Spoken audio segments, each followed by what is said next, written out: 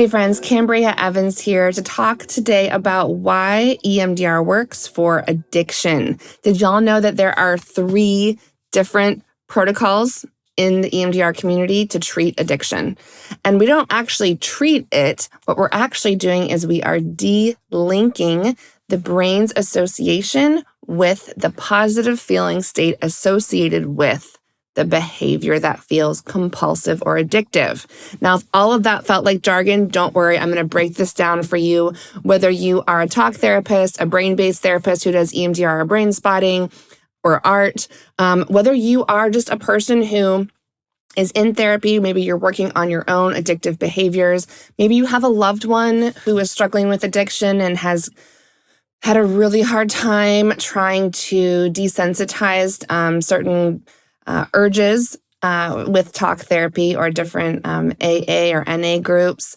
I'm hoping that by understanding the way that EMDR clinicians case conceptualize addiction, the way we even understand what addiction is, will give you a lot of insight and power and hope to understand yourself or your loved ones better so that you will feel more agency and authority to make sure that you're getting appropriate treatment to help you efficiently and effectively and in a sustained way, right? So as EMDR therapists, we understand that we want to desensitize something, we want to delink something, and no one should be coming back into our office and saying, oh yeah, that thing popped up again, or that trauma doesn't feel desensitized anymore. We work with the mind and the body to rewire the brain's associations with behaviors and relationships and feelings and beliefs. It's amazing. So I want everyone to understand this in the hopes that it might inspire someone to seek treatment with EMDR. So this is my personal opinion, but it's one of the most common questions I get asked as an EMDR clinician treating people who are struggling with addiction or compulsive behaviors.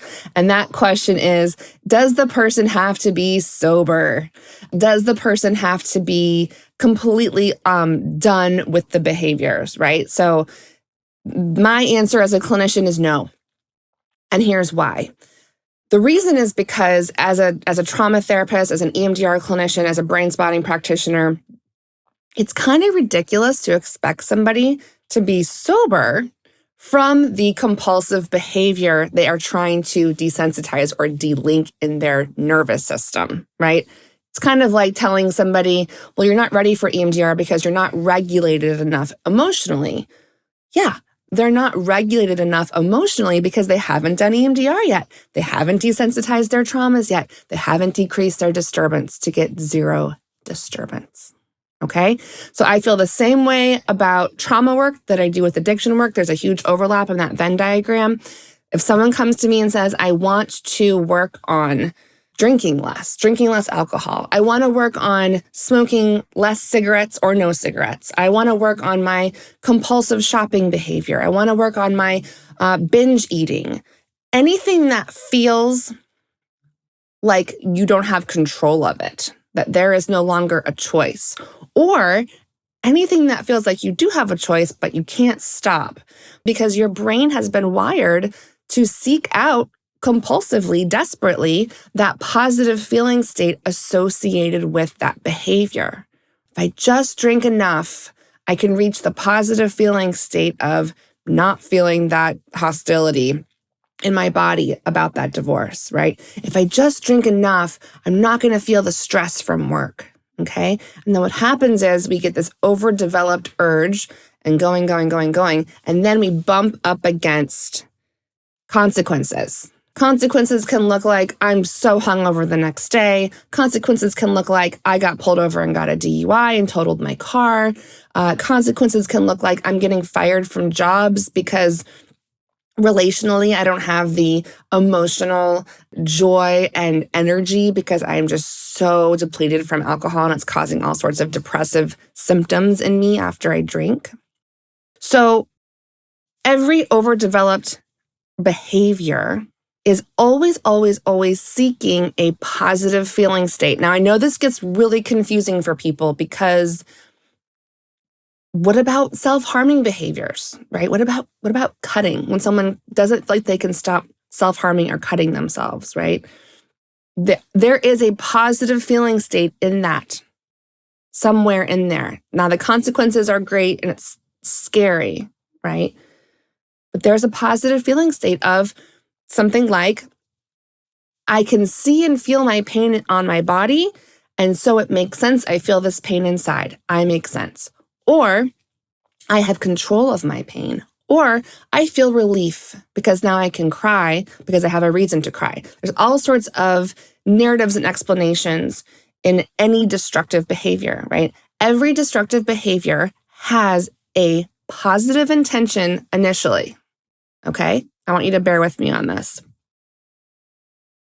So I don't need someone to be sober. I don't need someone to have completely stopped the behaviors in order to work with them. And I hope that other clinicians will be open to considering that. I also don't need someone to be completely sober when we're done. What I want for them is if someone comes in with a compulsive behavior or urge, like let's say they have a shopping addiction and they're $100,000 in debt with credit cards, right? Do I need them to stop shopping? No. But I want their triggers to push them into that behavior, to push them towards seeking that positive feeling state. I want those to be desensitized and delinked so they feel like they have more choice, right? It's a conscious choice of, I'm choosing to buy this sweater because I need it, I like it, my credit cards are in good shape, my finances feel responsible. If I don't have it, it doesn't matter, okay? Because I have other ways of getting the positive feeling state I used to have when I was addicted to shopping. It's not actually the thing you're doing, just so everyone's clear on that too, and that's confusing. Now, there are some substances that are addictive chemically and give you a huge dopamine rush. I'm not talking about heroin or drugs that give you that huge dopamine rush and then the crash, okay? I'm not talking about that. I'm talking about behaviors, right, that are linked to a positive feeling state and create not just the chemical dopamine rush, but they create a positive belief, a positive feeling state, okay? So this is how I practice and this is how I think about addiction. I'm going to go through my favorite addiction protocol with you. This is not something that I created. This is called the Feeling State Addiction Protocol by Robert Miller. This was published in 2012. And I'm just going to give you a sense of what kind of questions would kind of get your brain set up to do this work with your EMDR clinician, right? And really anyone can utilize this protocol. It calls for doing bilateral stimulation with an EMDR therapist, but really a brain spotting therapist could do this. I mean, anyone who is working in any kind of brain-based modality like art also can delink these things, okay? This is not owned by EMDR. This is just how the brain and body link things together and how they can delink things and make new associations. So this is for everyone. So when you are working with someone around addiction as an EMDR clinician, one of the first things I want to ask them is, can you describe the addictive behavior to me? Okay, again, this is from Robert Miller's Feeling State Addiction Protocol. So I want to hear in their words what it's like for them. And then I want to get curious. And these questions are a beautiful way to get curious. So we're kind of trying to understand how the brain has mapped this out. We are making a brain map. We are literally trying to understand how the neural networks have been designed, okay?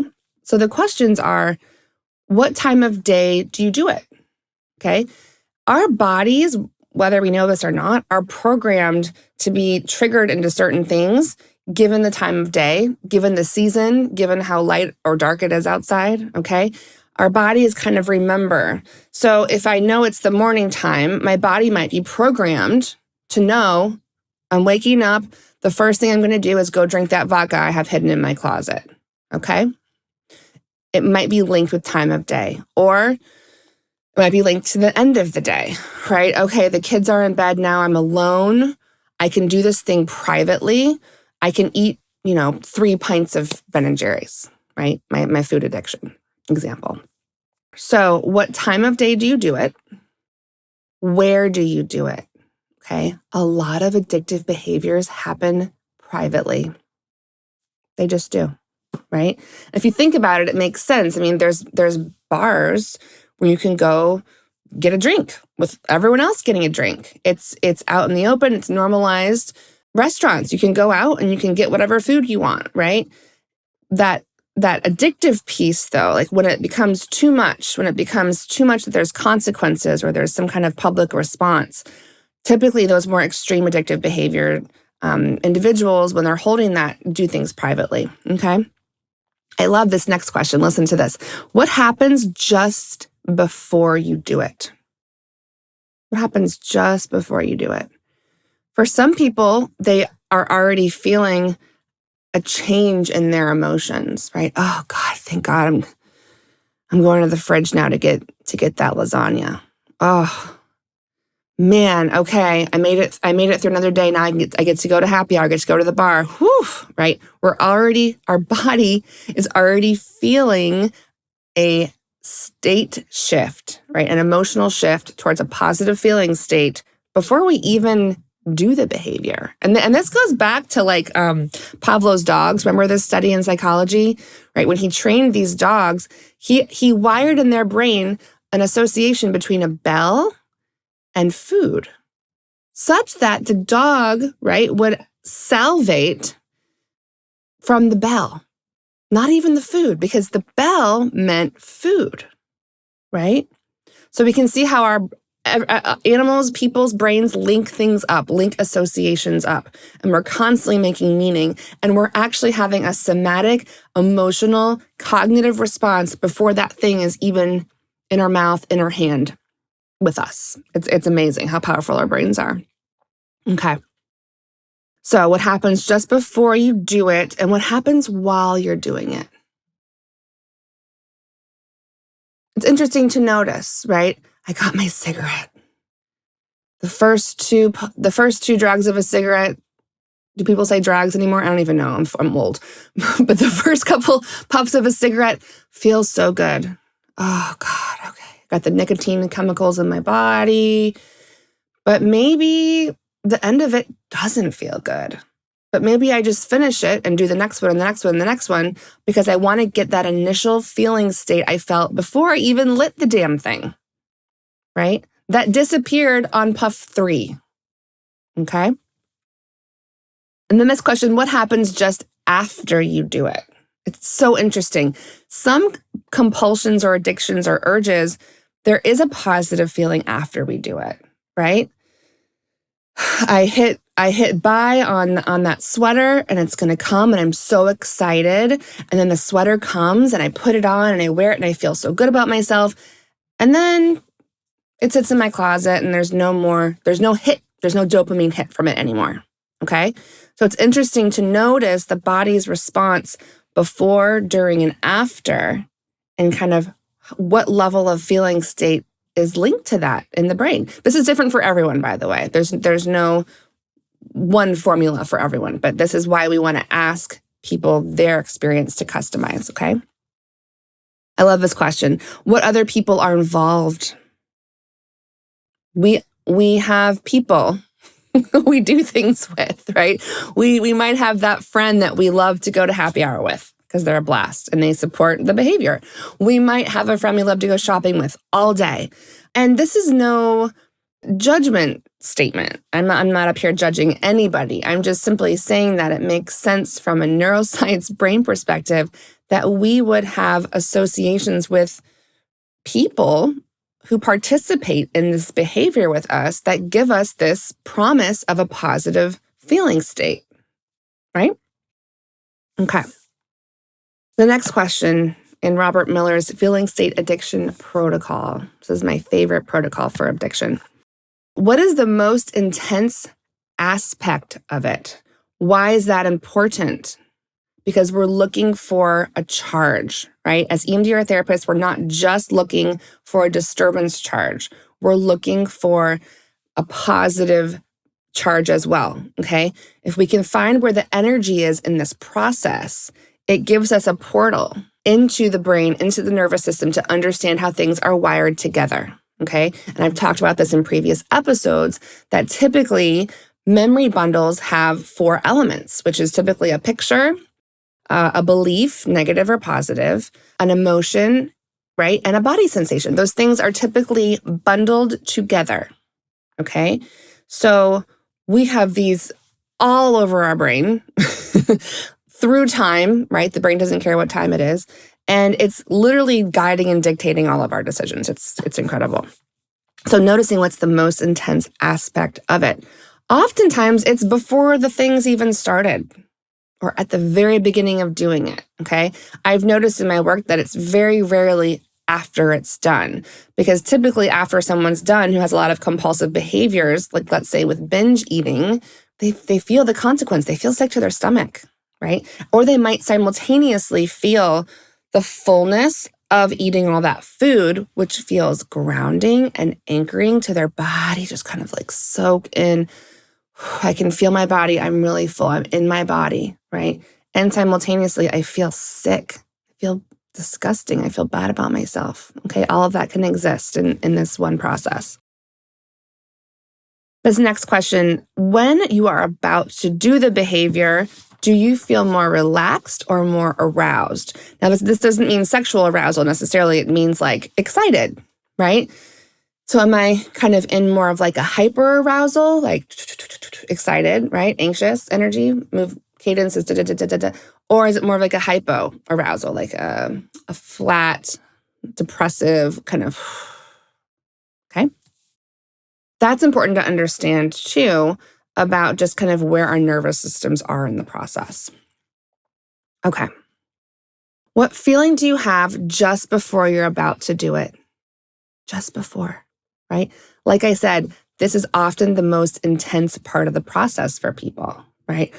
Because they are anticipating the promise of the positive feeling state. Even if somebody has destroyed their liver drinking, their brain still has associated a positive feeling state that oftentimes pushes out the consequence of I'm literally killing my body, okay? These are strong feelings. We have to respect them and understand them and work with them, okay? It's not enough to just go to AA and like white knuckle it through. I mean, people do this and I'm amazed at the energy that they spend doing this. I have the utmost respect for that. And I have an appreciation for how hard that is, because this isn't just cognitive. This is wired in our bodies, okay? And attached to very strong feeling states. So what's the feeling you have just before you do it? And what other behaviors stimulate that same feeling?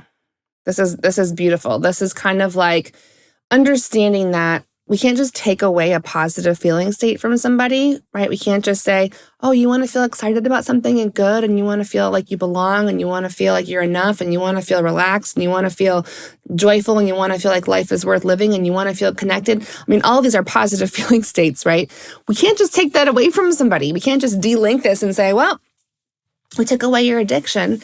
This is why people who go through programs like AA or NA oftentimes will take away the compulsive behavior of doing drugs or drinking alcohol, but then they will replace it with something like smoking cigarettes or eating, right? You'll see someone when they stop drinking, maybe they'll replace it with food, or maybe they'll replace it with exercise, and then that becomes compulsive, right? But again, I'm not here to judge anybody. I'm not here to make any kind of generalized statements. All I'm saying is that it's very important for us to replace the mechanism by choice, right? Choosing it, what feels like it's my choice, like it's healthier for me. Replace the compulsive behavior so that we are still giving someone the feeling state that's positive without the consequences, okay? So Laurel Parnell talks a lot about this in one of my favorite books that she wrote around addiction, right?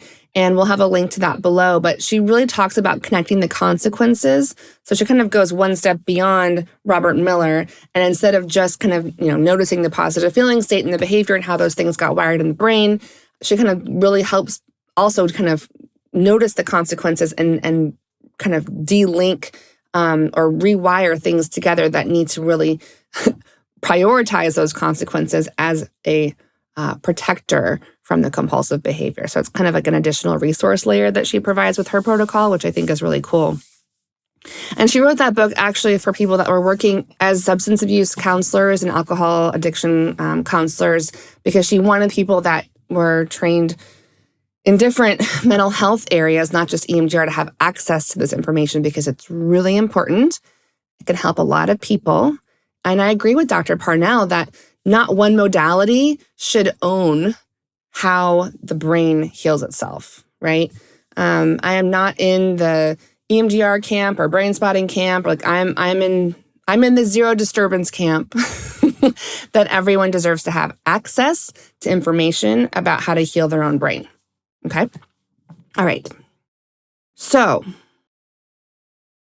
this is where we start to kind of activate someone into reprocessing. Okay, so now we're going to ask, so we got them kind of in the process. They're describing it, what time of day, who's with you, what's the most intense part. Now we're saying, what are the current triggers for the behavior? Okay, I work with lots of moms who have neurodivergent kids with special needs, and it creates a lot of PTSD. It creates lots of hypervigilance. It creates a lot of disturbance, okay? And I have a deep empathy for that in my heart because as a mom of a kid who has high needs, I understand what that feels like, right? And so I can appreciate that there are triggers, right? My kid had a tantrum, or my kid had a meltdown, or my kid couldn't make it to school today or on time. Like, any parent feels this way, right? But when you have a kid with extra, high needs, the stress level can be through the roof every day. So when we think about addiction, okay, we think about trying to go towards a positive feeling state, right? Parenting our kids, there are tons of triggers in there that are going to push us towards like, oh, I just want a glass of wine, or oh, I just want to eat that ice cream, or oh, I just want to go zone out in front of the TV. Now, I'm not saying any of those things are bad or wrong. I'm not here to judge. I'm a person too, okay? I think it's powerful to understand what your triggers are. I don't ask that question with any judgment or shame attached to it at all, okay? I'm a person. I want to go towards a positive feeling state. I get it, okay? I get it. I just think it's empowering people to understand that about themselves, so that gives them more positive belief of I have choices.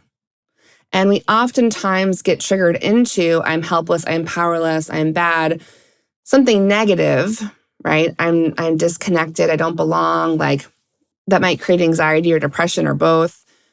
I want people to feel like I have choices. I understand what triggers me. I understand what positive feeling state I'm going towards. And I also have other ways to get that positive feeling state that aren't eating an entire lasagna by myself in the closet, right? Okay. So this is where we start to light up the Christmas tree in your body. We're activating the neural networks. We're kind of like calling them in to desensitize and delink, okay? It's kind of like how we I don't know if people still do this. I clearly don't have a mousetrap, but like people put out a mousetrap, right? With like a big hunk of cheese. We're like pulling out the things we want to help.